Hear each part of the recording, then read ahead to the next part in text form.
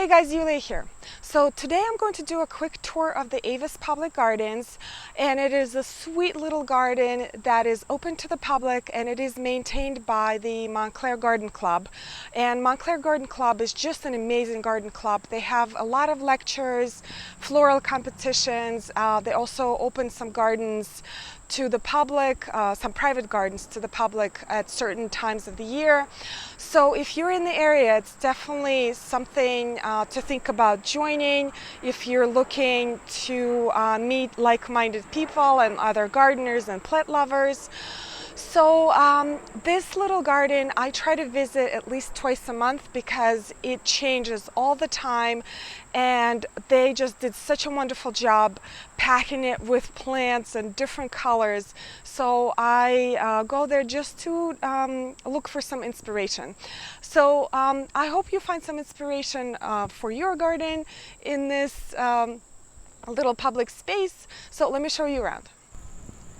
Now this is the entrance when you enter the parking lot, and I will post a photo of what it looks like from satellite.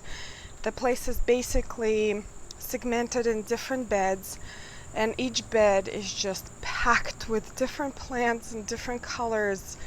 Lots of pollinators. I love this obelisk with the mandorvilla right here. I mean, this place is full of color this late in the season, and I see they have the Caryopteris, and I did a video on Caryopteris last week. Just an awesome plant for fall blooms. Gorgeous blue color, great pollinator, goes well with everything. And they have tons of dahlias here. Most of the varieties I don't really know. I'm gonna try to post plant names as I go. Oh, this one is Joe Pye weed, and mine is like 7 feet tall, and I think there's the cut right here. This is called like a Chelsea chop, where you chop your perennials in the middle of the summer so they're not as floppy. So I love the little walkways that they have here. It's just sweet little brick walkways, and again, tons of color. Just look at this bed here. It's amazing.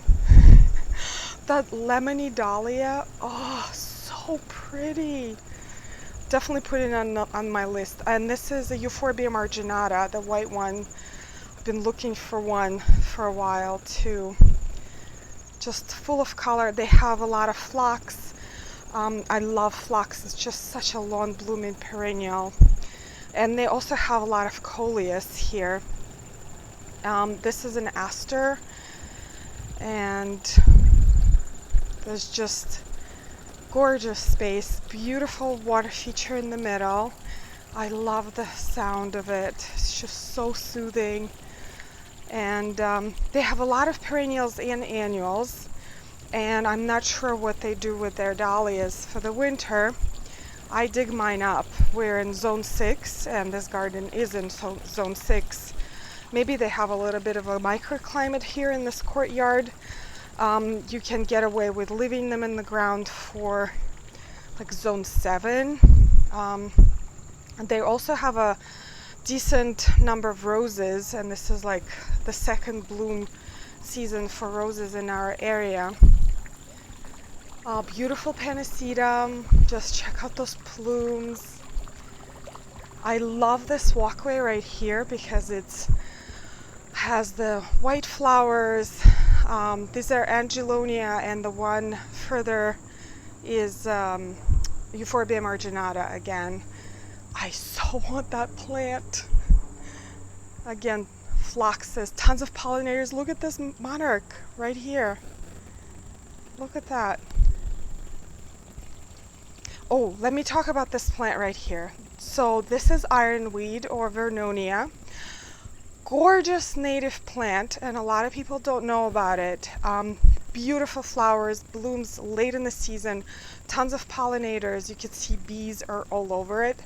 It also has a really nice feathery structure when it is not blooming. And when it's blooming, it's just like this ball of pink magenta flowers. Gorgeous. Look at this combo of plants. Isn't this so beautiful? And they have some repetition. Well, there's dahlia right here. These are some of my favorites. They usually look like they are a sunset. There's just all these different colors of sunset.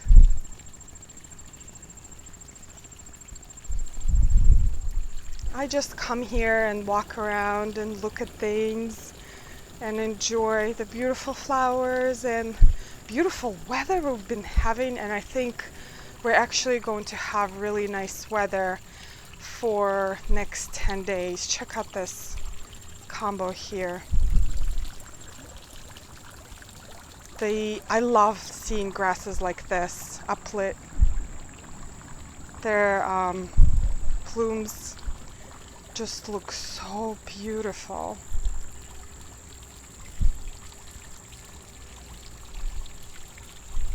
A lot of people come here and they just sit on the bench and read a newspaper or just look around.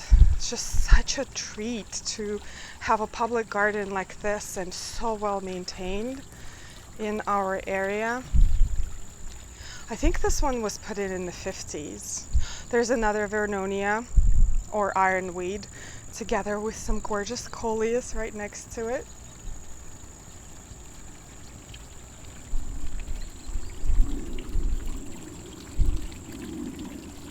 It changes all season long.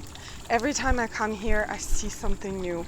Oh, this coleus right here, I actually had it last year and I think I lost it somehow. I usually keep cuttings and I lost it. Again, tons of pollinators. This is why you need flowers this late in the season, so the pollinators can go and gather nectar somewhere. This big patch of what looks like dead stuff, that's peonies, and they were blooming so beautifully in the spring. I love this combo of these plants here. It's just like this very relaxed, airy, and feathery look. I'm not like a warm color person, but I love like yellow foliage and red foliage plants. Just a riot of color here.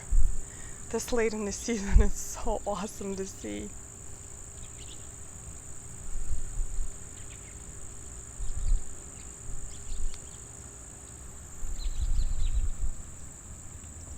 All right, so I hope you enjoy this quick garden tour and maybe got some inspiration for your own garden at this time of the year, which is kind of tough. This is the end of the season, but you can see the garden can still be full of color and texture and different patterns.